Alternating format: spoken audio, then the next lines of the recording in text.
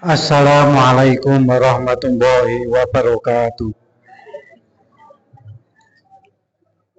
Liridho ilahi ta'ala wa li syafaati rasulillah wa bi barakati sultan. Al-Fatihah.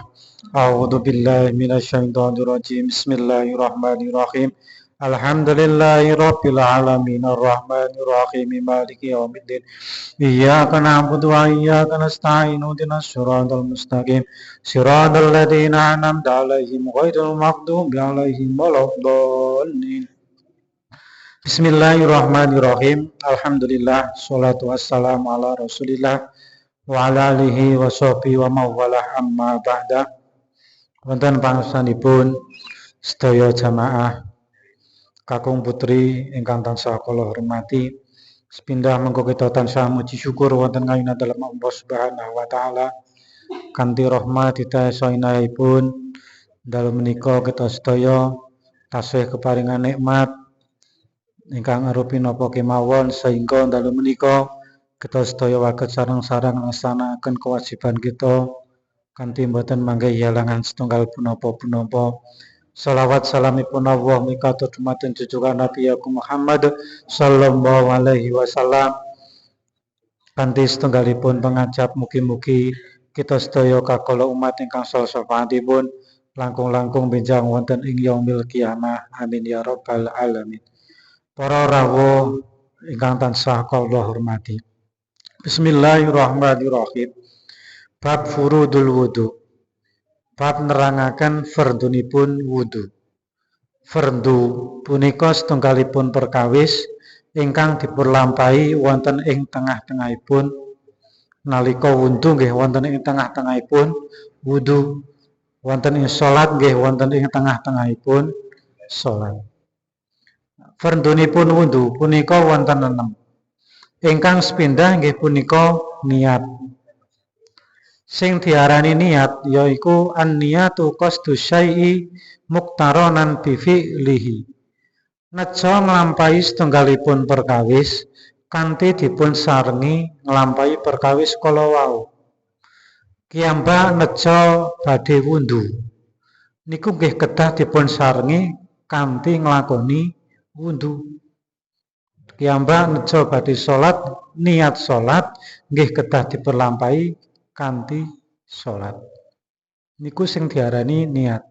Mila nalika kita badhe niat wudu, sakniki niate wudune mangke niku nggih mboten diarani niat. Keranten sepindah malih sing dipun arani niat nggih punika neja nglampahi setunggalipun perkawis kanthi dipun sarengi nglampahi perkawis kala wau. Nah, wa mahalluha al-qalbu. Panggonanipun niat punika wonten ing ati. Wa talaffudu biha sunatun. Ngucapake niat, ngucapake nawaitul wudu'a li rafil hadasil niku hukumi sunah. Ngucapake usolli fardhu dhuhri, usolli fardhul maghribi niku sunah. Sing dadi wajib niku ngrentekake niat wonten ing ati. Wa waqtuha ingda ghusli awali juz'in minal wajhi. Saniki wektune niat niku kapan?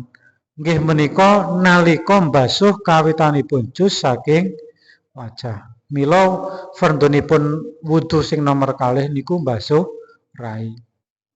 Kiyamba lisane ngucapake nawaitul wudu ali rafil hadasi niku nggih dipun sarengi kanthi mbasuh rai.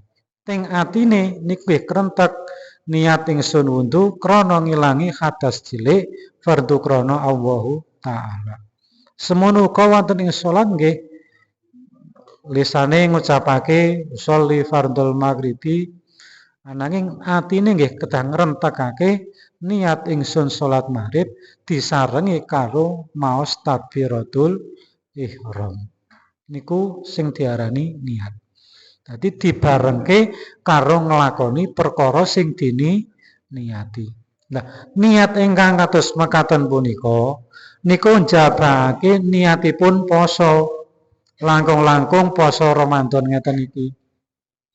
Nek poso Ramadan, poso wajib kados poso Ramadan utawa poso sing dinandari, poso-poso sing dihukumi wajib niku niatipun kudu wektu wengi saderengipun metune fajar shadiq. Mila nanggon poso Ramadan ngeten iki niate mboten kenging dibarengi kok pas karo nglakoni poso. Niku mboten dados, mboten angsal.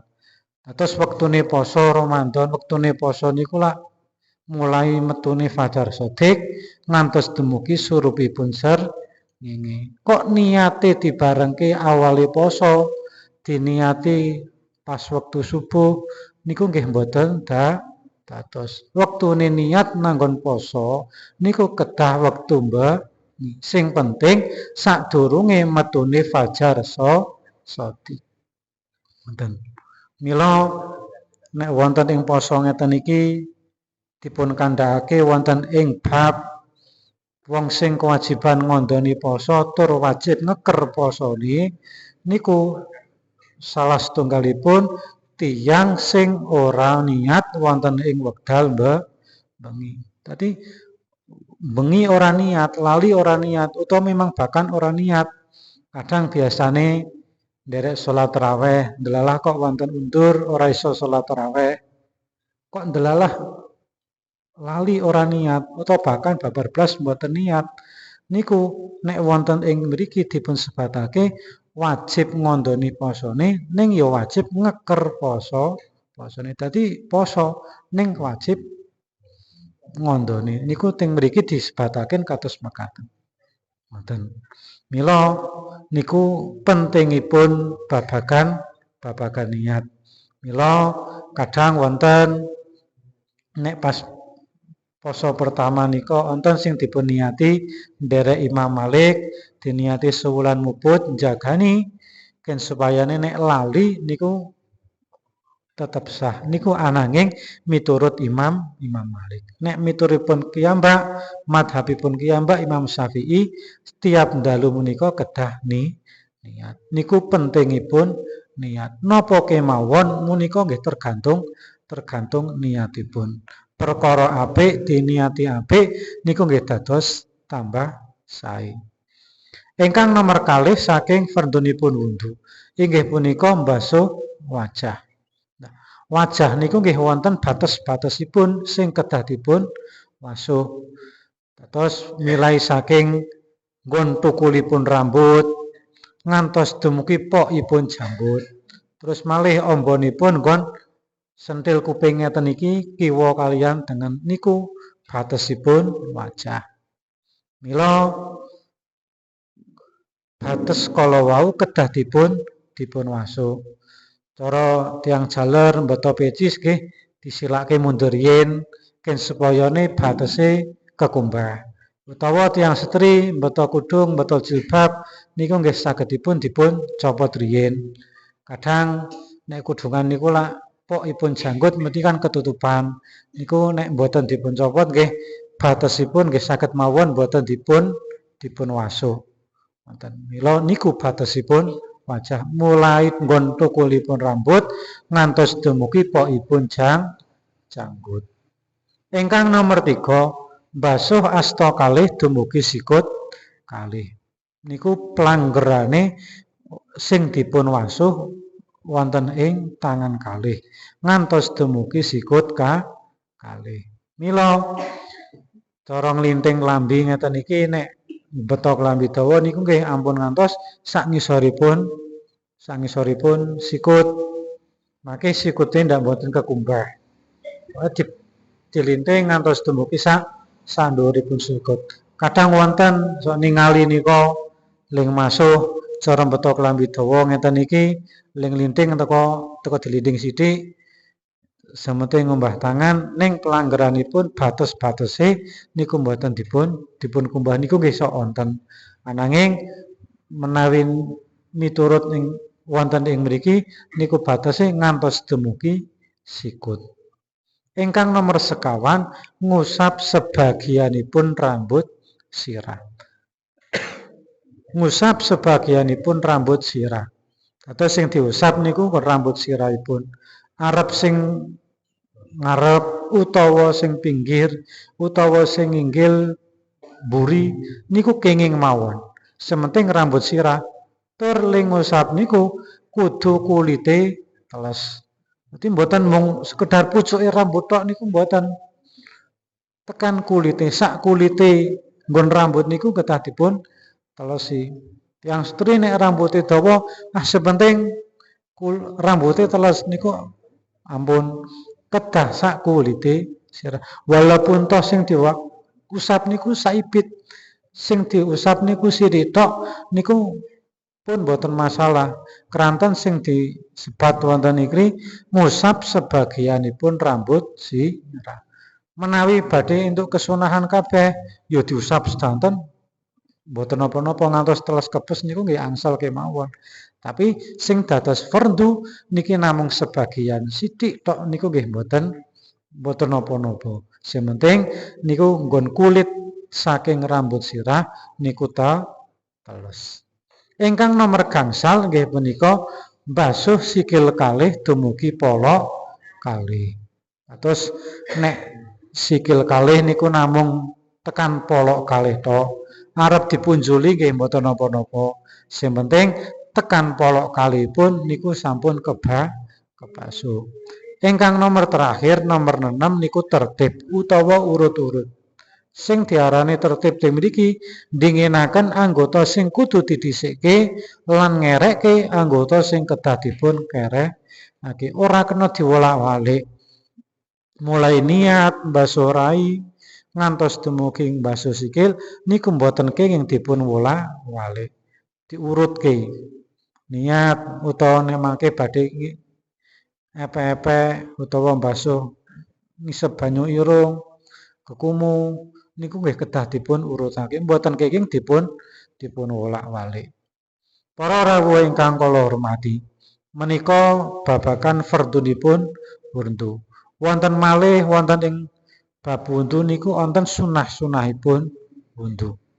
Sunah-sunahipun wundu niku kathah sanget. Di antara lain ingkang sepindah niku maos bismillahirrahmanirrahim.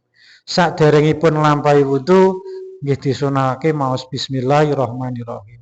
Mboten ing wundu kemawon. Setiap kiyambak badhe nglakoni perkara apik niku nggih dipun sunataken maos bismillahirrahmanirrahim. Wonten ing kitab Safinah dipun sebataken pilih setiap kiyambak niku badhe nglampahi perkara sing apik niku disunahke maca bismillah. Tujuane napa? Keranten gen supayane angsal berkah. Tambah berkahi. Piyambak arep salat ya disunahke maca bismillah. Arep wundu, arep nyambut damel, pokoke napa kemawon nek kiyambak badhe nglampahi keapian, badhe nglampahi kesaenan niku nggih dipun sunahake maca bismillah. Ken tambah berkah. Cara ora maca nggih mboten napa-napa, ya ora dosa, namung dipun sunahake. Wonten malih kesunahan-kesunahan teng mriki mbasuh epek-epek, kekumu ngisep banyu irung niku nggih sunah. Cara sunah niku mboten dipun lampahi, nggih mboten napa-napa. Mboten batalke marang wundune niku nggih mboten. Dilampahi nggih tetep angsal ganjaran. Wonten ing salat nggih ngoten niku. Dadi kesunahan-kesunahan wonten ing salat niku cara ora dilakoni niku nggih mboten napa-napa. Ora kok njur nek ninggal sunah njur batalake salate, batalake posone niku mboten. Ananging sing diarani sunah niku nek dilakoni tetep angsal ganjaran, ning nek mboten dilakoni niku ya ora apa-apa. Mboten dosa niku mboten. Wonten malih kesunahan-kesunahan malih nggih menika ndinginaken anggota tengen. Wonten ing wundu niku sing disunahake ndinginaken anggota sing tengen niku nalika mbasuh tangan kalih. Niku nggih disunahake tengen riyin nembe sing kiwa. Mbasuh kuping niku nggih disunahake tengen riyin sing lajeng sing kiwa. Utawa malih mbasuh sikil nggih ngoten niku disunahake sing tengen riyin lajeng sing kiwa. Niku sing kesunahan dinginaken anggota sing tengen. Wonten malih kesunahan malih nggih punika ngaping tigani pendamelanipun wundu. Oleh basuh kuping, basuh tangan, basuh rai disunahke ping telu. Tujuane napa? Di samping kiyambak oleh kesunahan niku nggih ken supayane nyampurnakake pendamelanipun wundu. Cara basuh rai nalika dibasuh kaping sepindah niku durung rata, durung sempurna. Dur dipindhoni malih ken tambah sempurna. Diping teloni malih ken supayane tambah sempurna. Ken wau nalika basuh pertama pindho niku dereng kewasuh kabeh, lajeng dipun ping teloni. Ken tambah sempurna. Cara ken tambah kebasuh sedanten. Wonten malih kesunahan malih donga sasampunipun wudhu. Wonten ing kitab Wasiatul Mustofa niku wonten dipun ngendikake nalika kiyambak sasampunipun wudhu lajeng maos dongane wudhu utawa cara nek dipun sempataken malih maos inna anzalna fi lailatul qadar niku wonten ing kitab Wasiatul Mustofa dipun sempataken badhe ngilangi kerupakanipun wonten ing donya. Niku wasiatipun Kanjeng Nabi kados mekaten. Ning ananging kadang kiyambak niku nek bar wudu niku kadang sok lali ngoten nggih. Kadang ora ndonga ketinggalan jamaahe teko pun wudu sampun niku nggih sampun cekap. Ananging menawi dipun cara angsal kelonggaran, angsal kesunahan niku nggih dipun ndonga sasampunipun wudhu. Niku kesunahan. Niku dados kathah sanget kesunahan malih. Wonten malih sikatan utawa kosokan ken supayane ngresiki dhateng perkara-perkara sing ana nanggon anggotanipun wudhu. Ngoten niku babagan fardhunipun wudhu lan masalah sunah-sunahipun wudhu. Para rawuh ingkang kula hormati, mekaten lan semanten ingkang waget kula aturaken mugi-mugi sekedhik wonten manfaatipun kagem kula lan panjenengan sedaya. Mugi-mugi sithik rong itik tambahan ilmu waget dadosaken lantaranipun ibadah kita panjenengan sedaya dados sampurna. Amin amin ya rabbal alamin. Kira langkungipun nyuwun pamunten saking dalem kula pungkasi. Assalamualaikum warahmatullahi wabarakatuh.